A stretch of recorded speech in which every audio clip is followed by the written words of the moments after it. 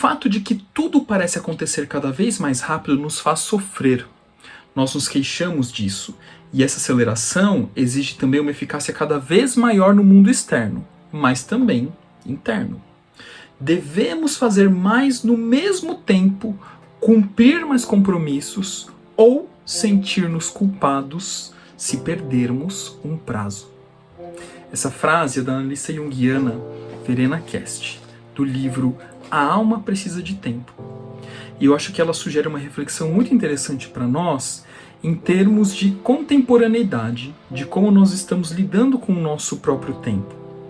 Eu acho que podemos pensar no tempo de duas maneiras. Primeiro, esse tempo cronológico e cosmológico que não para, que é eterno, mas também nesse tempo que é do momento, nesse tempo que é do desfrute, nesse tempo que é da alma, que a Verena Kest nos sugere. Se eu trago essa reflexão partindo da ideia do Byung-Chul Han, quando ele fala da sociedade do cansaço, ele vai dizer que temos hoje um ideal de sujeito do desempenho, aquele que precisa ocupar o tempo com diversas coisas que ele faz. É o trabalho, é a maratona de séries que ele precisa assistir nos canais de streaming, são os celulares que ocupam o tempo com as imagens das redes sociais. Ou seja, esse tempo é a todo momento preenchido com experiências aqui do mundo externo.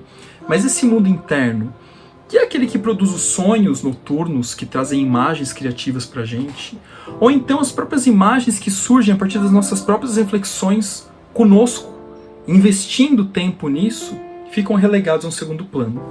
O nosso grande Guimarães Rosa, escritor de uma vasta obra, e sobretudo a sua obra-prima, que é Grande Sertão Veredas, ele dizia que viver é um rasgar-se e remendar-se. Isso vale para muita coisa na vida, sobretudo com a questão do tempo. Como que nós organizamos o nosso tempo para que esse rasgar-se e remendar-se seja um sentido e não uma destruição de nós mesmos? Para quem está sofrendo, para quem tem dor, para quem tem fome, para quem tem frio, para esses o tempo não passa. Mas quando a gente está feliz, o tempo voa. Para a mulher que está dando à luz durante o parto, o tempo não passa, é uma dor, é uma aflição, é uma expectativa. Mas quando a criança chega,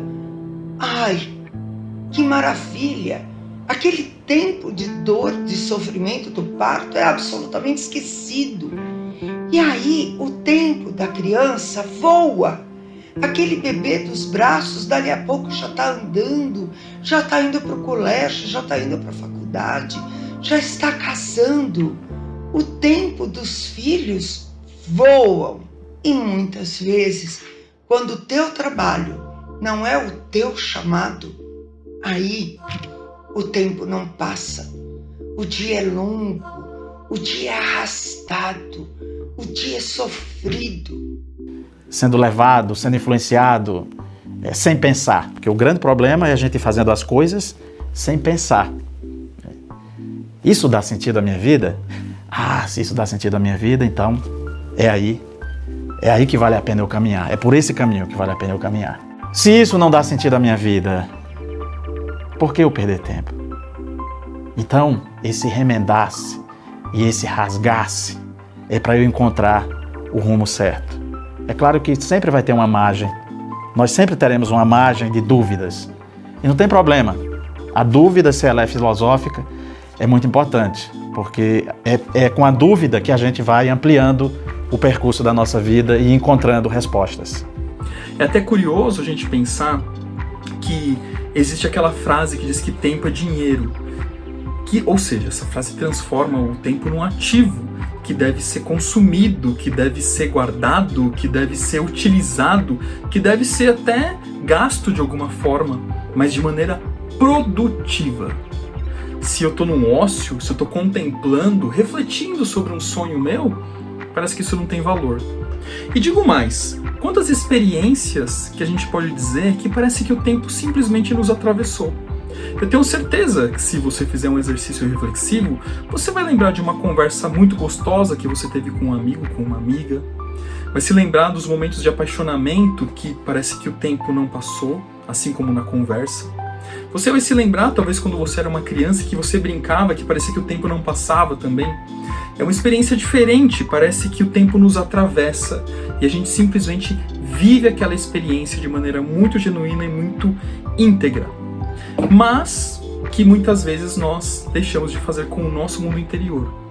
Então sim, o tempo não para em termos cronológicos, mas é possível experimentar esse tempo de outras maneiras, especialmente quando nós decidimos conscientemente dar novos sentidos e significados para esse tempo, de forma que nós apreciemos o tempo e não fiquemos refém dos segundos que passam a cada momento no relógio.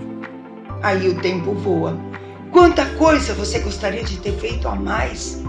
Mas o dia é tão curto, a semana é tão curta, o mês, o ano, porque amamos aquilo que fazemos.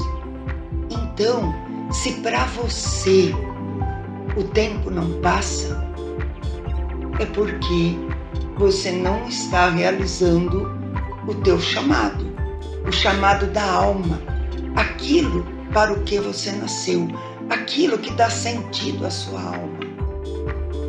Esse tempo voa, dá sentido, profundidade, alegria. Procure em você o seu tempo. O seu tempo não passa, o seu tempo voa.